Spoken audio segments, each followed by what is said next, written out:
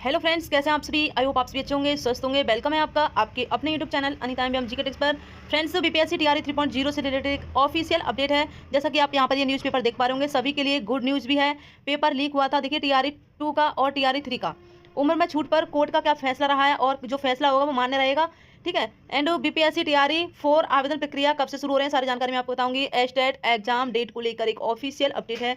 अगर आप हमारे चैनल पर पहली बार विजिट किए हैं, चैनल को सब्सक्राइब, वीडियो को लाइक शेयर जरूर करना ताकि आने वाली हर अपडेट आप सभी को मिलती रहे, और अपने फ्रेंड्सों में जरूर शेयर करना ताकि उन सभी तक ये जानकारी जाए, ठीक है। जैसा कि आपका री एग्जाम होने जा रहा है, तो आप अपनी जो प्रिपरेशन है उसे करते रहिए। कब से आपका जो है टीआरई 4 में आवेदन होंगे, सारी जानकारी मैं आपको बताऊंगी। और जो आपका एग्जाम यानी कि पेपर लीक हुआ था, उसमें क्या नया मोड़ आया है, ठीक है। तो चलिए, यहाँ पर आप देख पा रहे होंगे। सबसे पहले मैं अपडेट ये बता देती हूँ कि शिक्षक नियुक्ति के तीसरे चरण की परीक्षा का प्रश्न पत्र 3 दिन पहले ही कर लिया था लीक। इन 4 बिंदुओं से समझें पेपर लीक की पूरी कहानी है क्या रही है, और अब इसमें क्या नया मोड़ आया है वो मैं आपको बताऊंगी। यहाँ पर बिहार लोक सेवा आयोग यानी कि बीपीएससी द्वारा 15 मार्च को 2024 को ली गई तीसरे चरण की परीक्षा शिक्षक नियुक्ति परीक्षा टीआरई 3 के पेपर लीक मामले का आर्थिक अपराध इकाई ईओयू ने खुलासा कर दिया है। इस परीक्षा का प्रश्न पत्र परीक्षा तिथि से 3 दिन पहले यानी कि 12 मार्च को ही पटना से नवादा प्रश्न पत्र ले जाने के क्रम में साजिशन लीक किया गया था, और इस पूरे कांड का मास्टरमाइंड गिरफ्तार अभियुक्त नालंदा के नगर नौसा का डॉक्टर शिव और उसके पिता डॉक्टर सजीव उर्फ संजीव मुखिया है, ठीक है। इन्होंने एक रेस्तरां में बड़ी चालाकी से प्रश्न पत्र की पेटी को स्पेशलाइज्ड टूल के माध्यम से खोलकर प्रश्न पत्र को स्कैन कर लिया। इसमें वाहन चालकों की भी मदद मिली थी, यानी कि मिली भगत थी। इसके बाद हजारीबाग झारखंड के कोहिनूर बैंक्वेट हॉल में सैकड़ों अभ्यर्थियों को प्रश्न पत्र के उत्तर रटवाए गए। हालांकि प्रश्न पत्र लीक का खुलासा हो जाने की वजह से बीपीएससी ने बाद में इस परीक्षा को रद्द कर दिया था। आर्थिक अपराध इकाई ने बताया कि डॉक्टर शिव गिरोह प्रोफेशनल तरीके से पिछले कई वर्षों से विभिन्न परीक्षाओं के पेपर लीक की घटनाओं को अंजाम देता है। अब देखिए टीआरई 2 की क्या बात रही है, क्योंकि ये आपका टीआरई 3 लीक हुआ है, 3 दिन पहले ही पहुंच गया था, तो टीआरई 2 का भी कुछ हाल रहा होगा। ट्रांसपोर्ट एजेंसी के संचालक को किया मैनेज। शिक्षक नियुक्ति फेज 3 परीक्षा से पहले इनको जानकारी मिल गई थी कि प्रश्न पत्रों का ट्रांसपोर्टेशन डीटीडीसी कुरियर कंपनी के द्वारा किया जाना था। इस कुरियर कंपनी को प्राइवेट व्यक्ति श्रीनिवास चौधरी द्वारा भी गाड़ियां उपलब्ध कराई जाती हैं। इसके बाद इन्होंने जेनिथ लॉजिस्टिक प्राइवेट लिपि कुरियर कंपनी में मुंशी का काम करने वाले राहुल पासवान को बड़े मुनाफे का लालच देकर श्रीनिवास चौधरी का मैनेज करने का टास्क सौंपा। ये क्या है, ये सारी जानकारी जो आज के अखबार में दी गई है, पूरी जानकारी जो है वो पेपर लीक को लेकर है। जो आपका पेपर लीक हुआ है, और 12 मार्च को ही ये जानकारी जो है, पेपर लीक हो चुका था 12 मार्च को ही, और प्रश्न के उत्तर जो रटवाए जा रहे थे कि 3 दिन तक तो रटी जाएंगे, लेकिन इससे पहले जो है खुलासा हो चुका था, तो पेपर आपका रद्द किया गया। अब सवाल ये उठता है कि क्या पेपर 2 जो आपका टीआरई 2 था वो भी लीक हुआ था।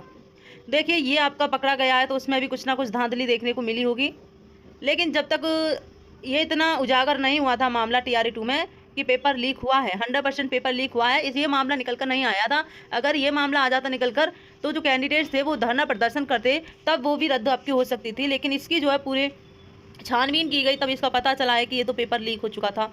वो भी 12 मार्च को हो गया था, ठीक है। 15 मार्च को आपका पेपर था, तो इतनी बड़ी धांधली इस पेपर में हुई है आपके। तो अब यहाँ पर देखिए, टीआरई 2 को लेकर भी जो कैंडिडेट्स हैं उनके मन में शंका बनी हुई है कि क्या ये भी पेपर लीक हुआ था, और कुछ कैंडिडेट्स का मानना है कि हाँ ये पेपर लीक हुआ था और इसमें जो है ये भी रद्द होना चाहिए। तो देखिए, भले इसका पेपर लीक हुआ हो, लेकिन तभी ये जांच होनी चाहिए थी। अभी ये अगर माना जाए तो देखिए, इसमें टीआरई 2 में बहुत सारे मेहनती कैंडिडेट्स भी होंगे, तो देखिए इसका फ़ायदा भी है, नुकसान भी है, और हालांकि उनको इसका फ़ायदा ही है जो कि नकल के माध्यम से टीआरई 2 में सम्मिलित हुए होंगे, ठीक है। इतनी बात करने के बाद अब हम आपको बता देते हैं एस्टेट का एग्जाम आपका कब होने जा रहा है। तो देखिए, एस्टेट का एग्जाम अभी थोड़ा सा डिले होने वाला है, क्योंकि इसकी कोई ऑफिशियल एग्जामिनेशन डेट अभी तक बीपीएससी की तरफ से नहीं जारी की जा रही है, क्योंकि आपका जो है 10-11 जून को आपका इसका बीपीएससी टीआरई 3 का एग्जाम होने के बाद ही आपका जो है एग्जाम कंडक्ट कराया जाएगा, ठीक। तो ये तो रही है आपकी अपडेट बीपीएससी टीआरई 3.0 को लेकर।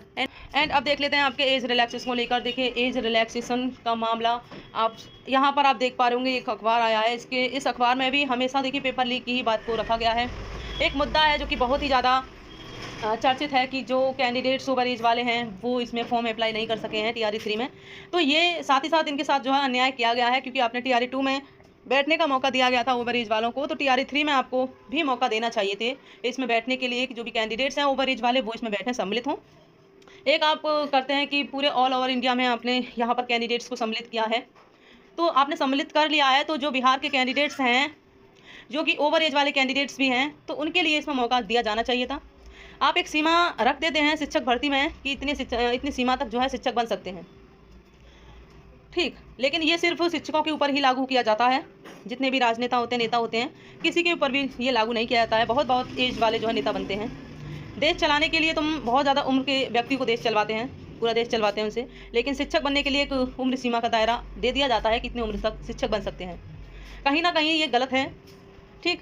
तो अभी तक BPSC की तरफ से कोई ऑफिशियल ऐसा नोटिस जारी नहीं किया जा रहा है, और ना ही कोई भी जो कोर्ट में मामला गया है वहाँ से कोई भी अपडेट आती है कि आप लोगों को 10 साल की छूट दी जाए। देखिए अभी आपका TRE 4 आ रहा है, तो अगर आपको TRE 4 में भी मौका नहीं मिलता है तो देखिए ये पूरी तरह से सरासर अन्याय होगा। जितना जल्दी इसका फैसला आए कि हाँ इसमें ओवर एज वालों को मौका दिया जा रहा है, तो ये आप कैंडिडेट्स के लिए बहुत ज़्यादा फायदा रहेगा, और इसमें आपका कोई भी साथ नहीं दे रहा है। जितने भी बड़े बड़े चैनल वाले हैं कोई भी साथ नहीं देता है इस चीज़ों को, ठीक है। सभी अपने पैर बेचने में लगे हुए होते हैं, अपने फ़ायदे के लिए सभी करते हैं।